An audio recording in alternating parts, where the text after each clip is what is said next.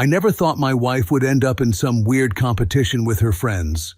But somehow, the subject of that competition became me. Natalie wanted to prove something to Brielle, Tessa, and Sloane. Something that honestly still pisses me off when I think about it. She wanted to show them that if she really wanted to, she could make me do absolutely anything. And the scary part? At the time, I had no clue any of this was happening. It was Friday, around 4 p.m. I was at work, right in the middle of an important meeting, when my phone suddenly started buzzing over and over again. So, the meeting. We'd been chasing this contract for about 4 months. The client, a logistics company out of Atlanta, had been in talks with 3 other firms at the same time. Our CEO had basically made it a personal mission. My boss, Derek, had put me on point because I'd built the projection models, and I knew the numbers better than anyone else on the team. He'd been pretty direct with me that morning. Close this, and the conversation about your promotion stops being a conversation. I'd been waiting on that title change for over a year. The client's name was Gerald Marsh. He'd flown in specifically for this meeting, which was either a good sign or a pressure test. Maybe both. The conference room had glass walls on 2 sides. One of those rooms where everyone in the open office can watch you without being obvious about it. We were maybe 40 minutes in. Gerald had been asking sharp questions, good ones actually, and I was answering them without hesitation. Derek was sitting to my right, quiet, letting me run it. That felt like trust, and I wasn't about to waste it. I felt the first buzz through the table. I didn't look down, kept talking, kept my eyes on Gerald. Second buzz. I shifted my weight, kept going. Third. Derek glanced at the phone on the table next to my notes. I didn't pick it up. I just angled it slightly so the screen faced down and kept my voice steady. Then a pause in the conversation, Gerald reaching for his water, and I let myself look. Natalie calling. I pressed the side button and sent it to voicemail. Gerald set down his glass. You were saying the Q3 projections. Right. I pulled the slide back up. So if you look at this column here, buzz, Natalie calling. I sent it again, kept talking. Derek's jaw was tight, but he hadn't said anything yet. Then the text came through. I only caught a piece of it before I flipped the phone back over. Pick up. Please. Something's wrong. That's when the back of my neck went cold. I've been with Natalie for 5 years. She doesn't do drama. She doesn't text like that. She barely texts at all during work hours because she knows my schedule. She'd known about this meeting specifically. I'd talked about it over coffee that morning, told her it was the kind of day where I'd basically be unreachable until 6. She'd nodded and said she'd make dinner. Pick up, please. Something's wrong. The phone buzzed again. Derek leaned slightly toward me and said quietly, Adrian. Just my name. But the way he said it. I looked at Gerald. I apologize. I need 1 minute. There may be something happening at home. Gerald gave a small nod. Not warm, not cold. Just waiting. I took the phone into the hallway.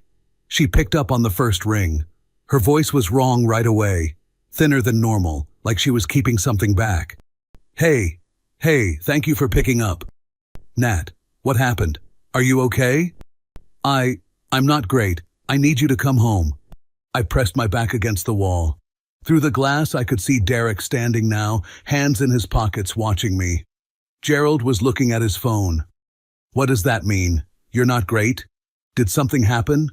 Did you fall? Are you hurt? No, I'm not. It's not like that.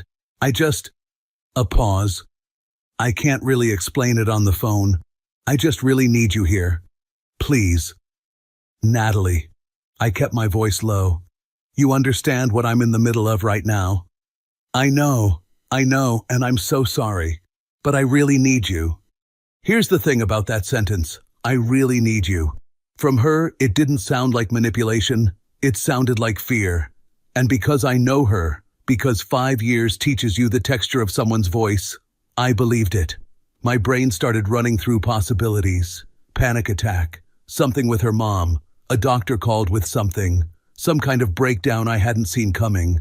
I stood there for about 4 seconds, then I walked back into the room. Derek looked up. "I have to go." I said it plainly. Not apologetically, not in a rush, just direct. "Something's happened at home. I have to go right now."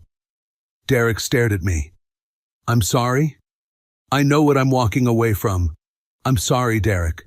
Something serious is going on." He glanced at Gerald, then back at me. When he spoke again, his voice was controlled, but there was an edge under it. "Adrian, we are in the middle of a client meeting. A client who flew in today. You understand that if you walk out right now, I understand. This does not look good for you or for us. I understand that too." Gerald said nothing. He just watched. And that was almost worse. That quiet attention from a man who'd seen a lot of business conversations go sideways. Derek dropped his voice lower. "Is this actually an emergency, or—" "I don't know yet. That's why I'm going." I picked up my notebook, my phone, my jacket off the back of the chair. I looked at Gerald directly and said, "Mr. Marsh, I apologize. I wouldn't do this if I had any other choice." He gave me a small nod. Unreadable. I walked out. Past the assistant's desk, past 2 colleagues who'd clearly been watching through the glass, and now suddenly found their monitors very interesting. Through the lobby, out to the parking structure. By the time I got to my car, my hands were still steady. I wasn't spiraling, I was just moving. The way you move when someone you love sounds scared and you don't have all the information yet. I pulled out of the structure and onto the street, already running through everything it might be. It didn't occur to me, not for 1 second, that there might be nothing wrong at all. I tried calling her twice on the way. First time she didn't pick up. Second time she sent back a text. "Just hurry up, I'm okay. Just come home." That made it worse. The "I'm okay." Like she was reassuring me. Like she'd at least had the presence of mind to de-escalate without actually telling me anything. My head kept going. I ran through the list. Her mom had some health stuff last year. Her friend Tessa had gone through a bad stretch. Maybe it was something emotional, something she couldn't say on the phone. Maybe she'd had a scare and didn't want to worry me until I was there. I ran a yellow on Lyndon because I wasn't thinking about Lyndon. I was thinking about the look on Derek's face. I was thinking about Gerald Marsh watching me pick up my jacket. I was thinking about Natalie's voice and trying to read it again, like I could rewind it and find something I'd missed. I pulled into the driveway fast, left the car slightly crooked, didn't bother fixing it. The front door wasn't locked. I pushed through it, already talking. "Nat." I stopped. The living room was lit up warm, music playing from the little speaker on the shelf, something with a beat, low enough to talk over. On the coffee table, a cheese board, wine glasses, a half-empty bottle of something rosé. Natalie was on the couch. Betrayal was in the armchair. Tessa and Sloane were on the floor with their backs against the couch like they'd been there for a while. They all looked up at me. I stood in the doorway, still breathing hard, still in my work clothes, jacket crooked from grabbing it off the chair, and I looked at my wife. She smiled. It was, I don't know how to describe it, proud, satisfied, like she'd just finished a puzzle. She leaned back into the couch cushion and said, "I told you, I can make my husband do anything." Betrayal made a noise that was half laugh, half shriek. Tessa put her hand over her mouth. Sloane was holding her phone up at a slight angle, and I realized she'd been recording. Betrayal said something like, "Oh my God, he actually came." And the way she said it, like I was a dog that had learned a trick, landed somewhere in my chest I'm still not completely over. I stood there for a moment that felt longer than it was. Then I said, "What is this?" It wasn't really a question. I just needed to say something out loud while my brain caught up. Natalie's smile softened a little. Not with guilt, just with the slight adjustment of someone who could see I wasn't immediately finding this funny. It was just a bet. We were talking about, it doesn't matter. I said that you would come home if I really needed you to, and everyone thought you wouldn't because of your meeting, and you came. She paused. That's actually a good thing? You said something was wrong. I know. I needed it to sound convincing. Someone, I think Tessa, started to say something that might have been a diffuser, something like, okay, so maybe this was a little much, but I didn't really hear her. What I heard was the meeting room, Derek's voice, the way Gerald Marsh had gone quiet while my boss dismantled me in front of him, the glass walls with my colleagues behind them, all of that laid out like furniture in a room I was suddenly standing in the middle of, and the reason for it was that my wife had wanted to win something. Natalie was still talking. Something about love and how it meant I'd always show up for her. Something about how it was actually sweet when you thought about it. I looked at her and said very quietly, I might lose my job. That got through a little. Her expression shifted. What? I walked out of the most important meeting I've had in 2 years. The client flew in from Atlanta. My boss put me in charge of it specifically, and I walked out because you told me something was wrong. I stopped, and nothing was wrong. Adrian, I couldn't be in that room anymore. Not with Brielle and Tessa and Sloane sitting there, the wine and the cheese and the music still going. Not with whoever's phone had just captured my face at the door. I walked out, got in the car, drove back to the office on a kind of autopilot I didn't know I had. There was some part of me still hoping, not rationally, just hoping the way you do when the thing you're hoping for is already gone, that maybe Gerald was still there. Maybe I could explain. Maybe I could get back in front of it. The parking structure was half empty. The conference room was dark. The office had that end-of-day quiet that feels different from morning quiet. Derek's door was open. He was at his desk, but he wasn't working. He was just sitting there with his arms crossed, and when I walked in, he looked at me like I was something he was going to have to deal with. Is everything all right at home? He said. Flat. Not a question. I thought it was an emergency. It wasn't. He let that sit there. Then, Gerald left about 15 minutes after you did. He was professional about it, but his assistant called Carla on the way to the airport. He looked at me.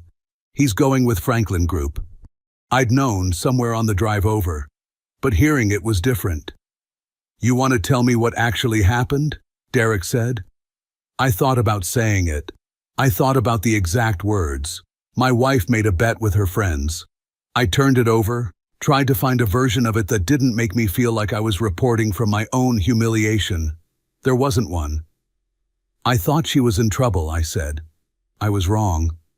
Derek nodded slowly. He looked like he was deciding something. You're done here, Adrian. He said it without heat, which was somehow worse than if he'd been angry. I nodded. I didn't argue. I think some part of me had already let go of it on the drive back, which is its own kind of sad. I cleaned out my desk in about 12 minutes. Nobody said much. A few people looked at me the way people look at a car accident. Not to gawk, just that involuntary glance you can't quite stop. There was a coffee cart around the corner from the small park on 4th. I ordered a medium black and sat on a bench and just let time pass for a while. The city did its early evening thing around me. People heading home, a dog barking somewhere. I'd been at that company for 6 years. 6 years of 7 a.m. calls and weekend emails and covering for other people's gaps because I cared about the work. I'd built those projection models from scratch. I knew that contract better than anyone in the office.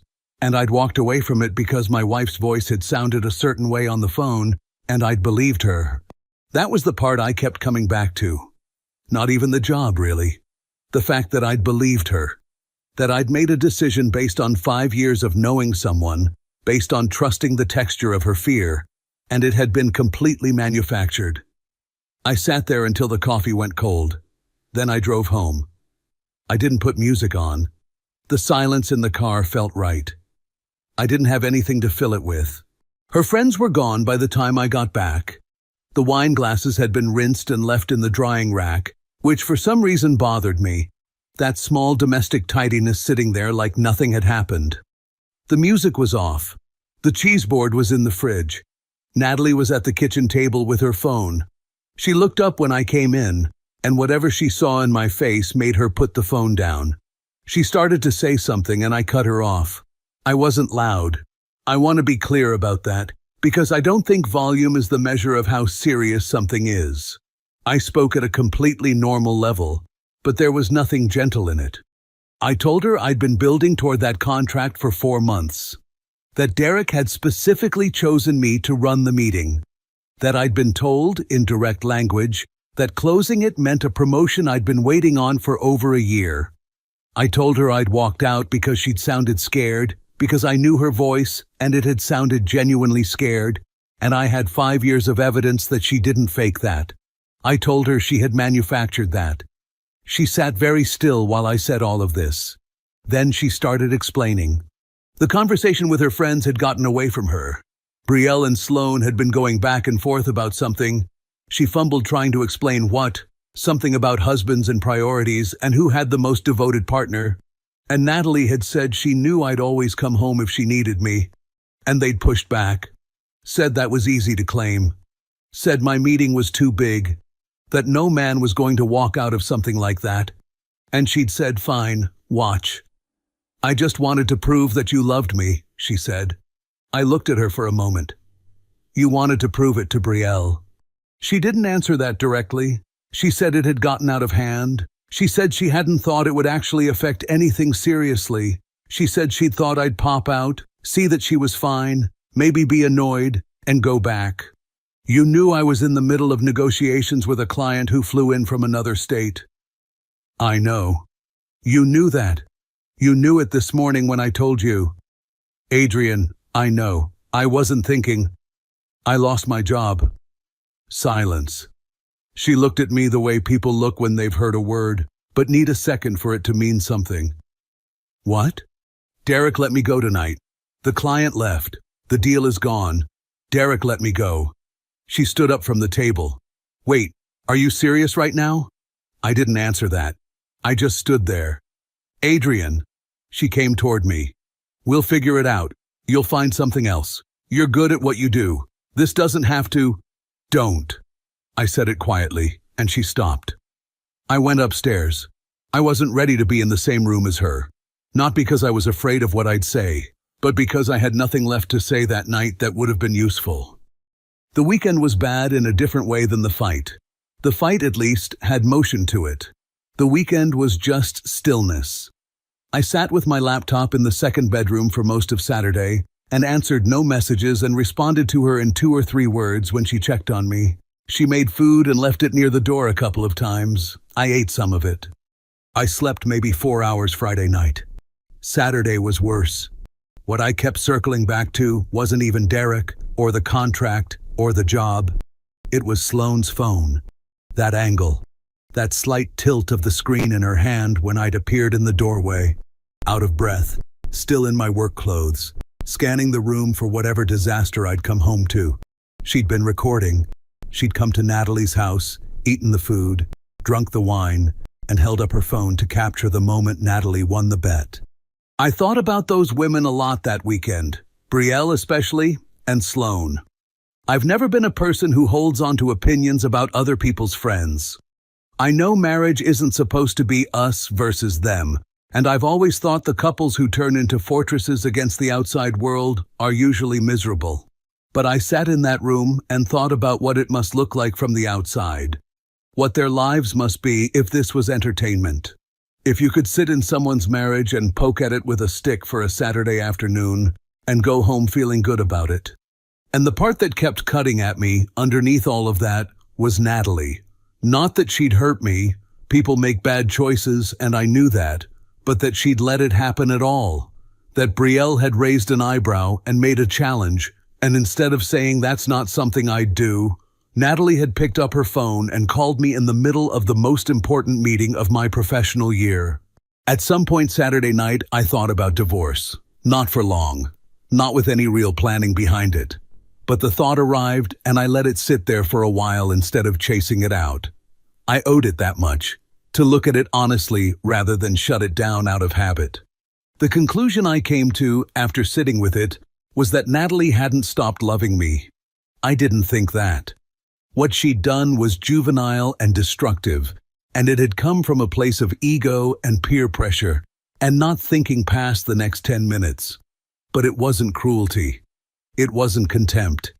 It was a catastrophically stupid mistake made by someone who genuinely believed, right up until the moment I said the words, that nothing real would break. That understanding didn't fix how I felt, but it changed the shape of it slightly. Monday morning, I drove to the office to collect my things. I'd asked Derek's assistant to make sure the time was cleared. I didn't want an audience for it, but you can't fully control these things in an open office. A few people found reasons to be elsewhere. A few didn't. I had a box, not a big one. Mostly personal items, a few notebooks, a photo of Natalie and me from a trip we took 2 years ago that I'd kept on my desk. I put everything in without making a production of it. Signed the paperwork HR had ready. Said thank you to the woman at reception, whose name was Carol and who'd always been kind to me. A guy named Patrick from my team came over and shook my hand and said something like, "For what it's worth, we all know you got a bad deal here." I appreciated that. I didn't have a lot of words for him. I carried the box out to the car and put it in the trunk. 6 years. I sat in the driver's seat for a minute before I started the engine. When I came home that evening and set the box on the kitchen counter, Natalie looked at it the way you look at something that changes the air in a room. She'd known, intellectually, since Friday. But I think part of her had been renegotiating it all weekend, without telling me. Talking herself into the idea that maybe I'd overstated it on emotion, that the meeting had gone badly, but the job was still there, that Derek had said something harsh and we'd all sleep on it, and by Monday it would be a difficult conversation that ended in a warning, not a termination. The box ended that. The folders, the notebooks, the photo of us in its small frame. She didn't say anything for a long moment. She just stood there looking at it. Then she sat down on the kitchen floor, slowly, like her legs had made the decision for her. She didn't cry loudly. She just put her face in her hands. I stood in the doorway and watched her, and I felt a complicated thing that I still haven't fully sorted out. Something between love and grief, and a distance that hadn't been there a week ago. I didn't go to her right away, but I didn't leave the room either. The box sat in the corner of the bedroom for 3 days before I moved it to the closet. I don't know why I left it out that long. Maybe I needed to see it. Maybe I needed Natalie to keep seeing it. She'd shifted in ways that were hard to be angry at. She wasn't performing, or if she was, the sincerity underneath it was real enough that I couldn't dismiss it. Coffee in the morning without being asked.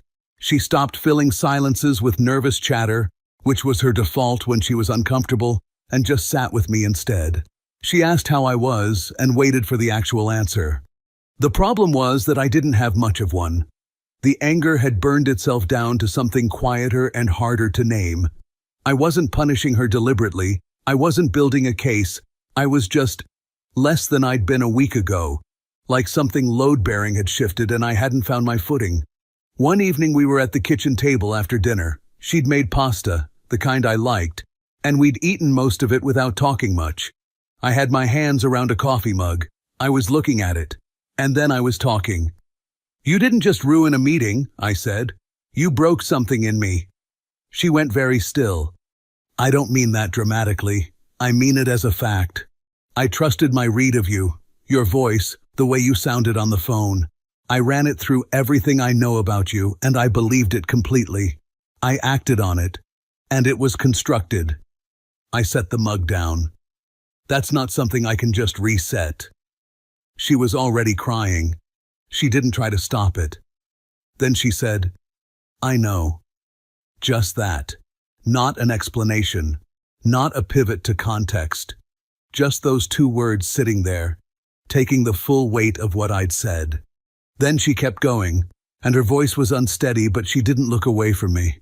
She said she'd been replaying Friday in her head every hour since it happened, that she'd watched me walk through that door, out of breath, pale, ready for the worst, and something had landed in her chest in that moment that she hadn't shaken since.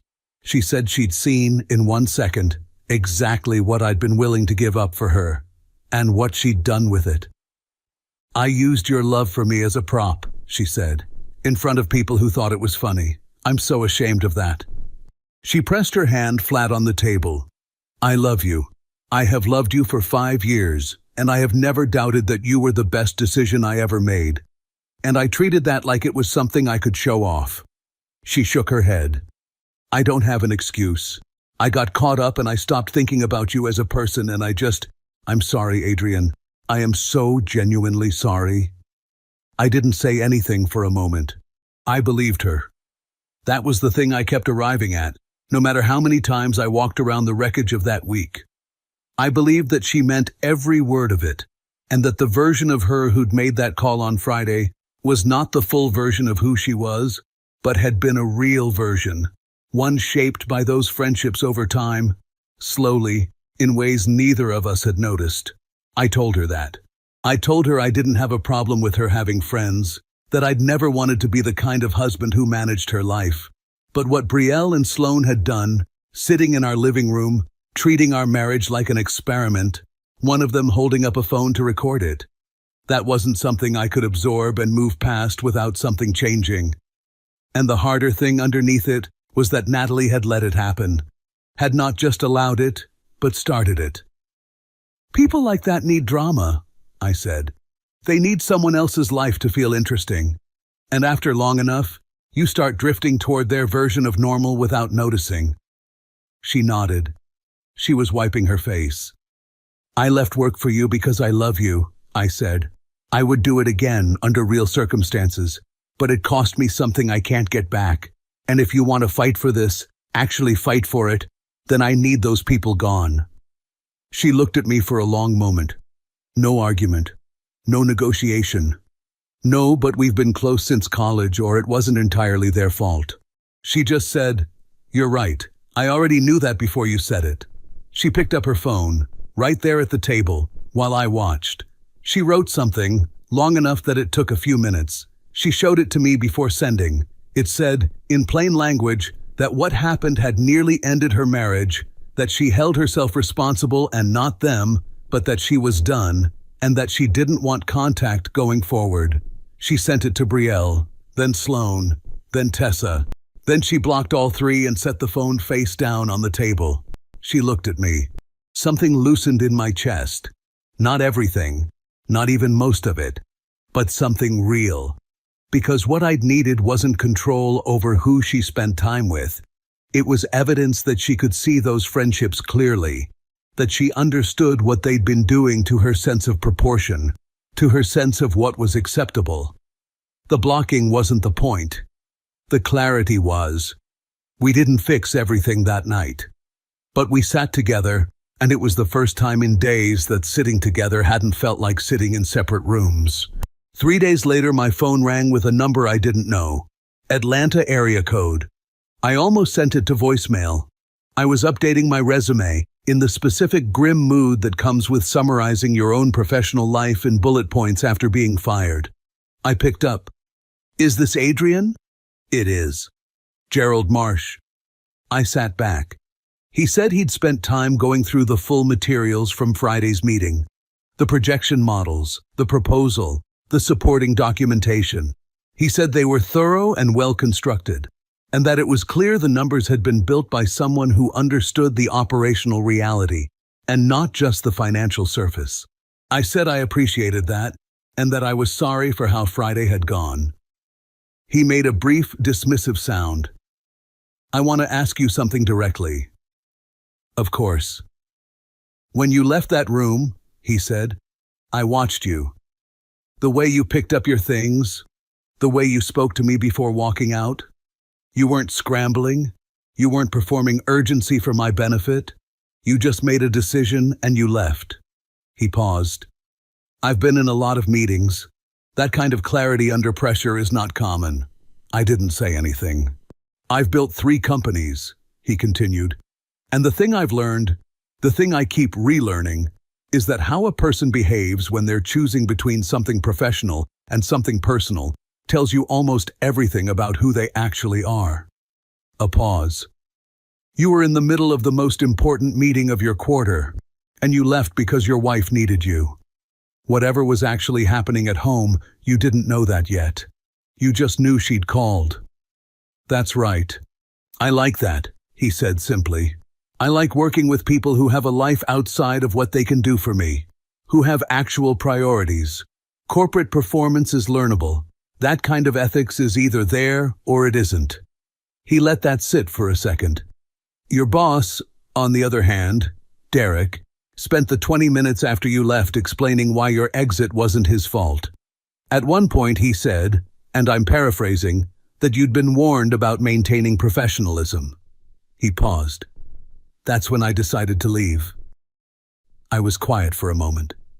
I didn't know that. I assumed you didn't. He shifted. I have a position open, director level, operational strategy, Atlanta-based. The compensation is better than what I suspect you were making, and the title reflects the actual scope of the role. He paused. I'd like you to consider it. I took a breath. Then he said, the offer stands. Take a few days. That evening, I sat across from Natalie at the kitchen table and told her everything.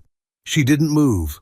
Hands flat on the table, eyes on me, completely still. When I finished, she just stared for a moment. Then something broke open in her. Her shoulders dropped. Her hand went over her mouth, and she was crying in a way I hadn't seen from her in years.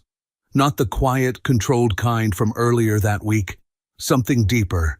Like a person who'd been holding a weight and finally understood how heavy it actually was. I reached across the table and put my hand over hers. She turned her hand over and held on tight.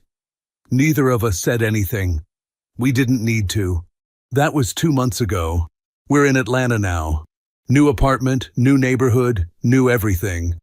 The city is bigger than where we came from, louder, more alive, and neither of us knows anyone here yet, which turned out to be exactly what we needed. No history. No one who'd heard a version of that Friday. No running into co-workers at the grocery store who'd watched me walk out of a glass-walled conference room carrying my jacket. Just us, starting over with our eyes open. Natalie has been, I don't have a single word for it, present. More present than I can remember her being in years. She makes coffee in the morning and sits with me instead of scrolling her phone. She reaches for my hand when we're walking somewhere. She says, I love you often enough that I've started noticing the different ways she means it. The casual kind, the grateful kind, the kind that comes out of nowhere in the middle of a quiet evening and lands like she just needed me to know. She still apologizes sometimes. Not constantly, not performatively, just these small moments where something reminds her of what she did, and she says it again, quietly, and means it again. I've stopped telling her she doesn't have to. I think she needs to say it for herself as much as for me, and I've made my peace with that. The toxic orbit is completely gone. Brielle, Sloan, Tessa, blocked, removed, finished. Natalie hasn't wavered on it once. She told me recently that she'd been thinking about how long she'd been slowly adjusting herself to fit into that group dynamic, laughing at the right moments, performing the right attitudes, and that she hadn't noticed how much of herself she'd traded away for it. She said losing them didn't feel like a loss at all. It felt like putting down something heavy she'd been carrying so long she'd forgotten it wasn't supposed to be there. We've started meeting people here together, normal people. Couples who talk about their lives without turning everything into a competition. A guy named Marcus from my new office who has a dry sense of humor, and a wife who teaches kindergarten. A couple from our building who invited us over for dinner last week, and we stayed 3 hours longer than we planned. Real friendships, being built slowly, the normal way. The job is everything Gerald said it would be. The work is harder and more interesting than anything I'd done before, and for the first time in years, I feel like I'm actually in the right room. Not just competent, but genuinely matched to what I'm doing. Gerald runs things the way I'd always thought work was supposed to be run. He asks questions and listens to the answers. He gives credit where it belongs. I think about the shape of all this sometimes. A stupid bet on a Friday afternoon, a phone call, a meeting I walked out of, a box of office supplies on my kitchen counter. And somehow, on the other side of all that wreckage, I ended up with a better job, a better city, and a marriage that, I say this carefully because I know how it sounds, is stronger than it was before any of it happened. I've turned that over in my head more times than I can count. The math doesn't work. And yet here we are. I'm not a particularly religious person. I don't reach for that language easily. But there are moments, sitting on the new couch in the new apartment with Natalie's head on my shoulder, and Atlanta doing its thing outside the window, where I think about the improbability of the path that got us here. And I think something was working in all of that. Something I couldn't see from inside it. Maybe that's what faith actually is. Not certainty. Just the ability to look back at the wreckage and notice that it pointed somewhere.